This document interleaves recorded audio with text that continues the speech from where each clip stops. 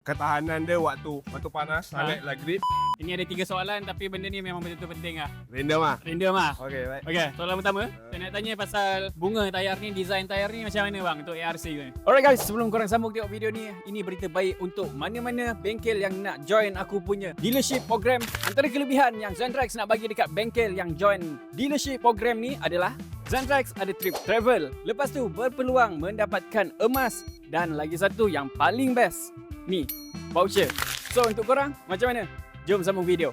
Kalau daripada design saya tengok daripada Zentrax bunga dia sangatlah menarik, and bagi saya bunga yang macam ni dia susah compound untuk waktu jalan panas ataupun jalan basah. Dia sangat sesuai lah untuk belah air. Sebab abang cakap macam tu kan, saya nak tanya satu soalan. Untuk AR6 ni memang sesuai ke untuk rider-rider Malaysia atau macam mana? Untuk cuaca yang dekat Malaysia yang sekarang ni, yang panas, hujan, tayar ni sangat sesuai.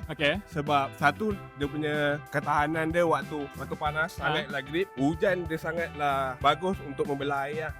So memang saya recommend sangat untuk rider ataupun orang yang buat daily use. So memang sesuai untuk rider-rider Malaysia lah. Untuk lokal dia memang sesuai lah.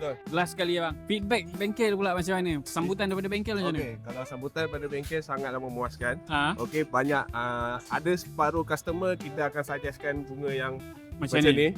Zentrax dan sambutan kat sini sangatlah menarik ah. Untuk korang nak dapatkan Zentrax, korang tengok caption dekat bawah ni, aku dah tulis siap-siap. So pastikan Zentrax grip padu right laju for the local.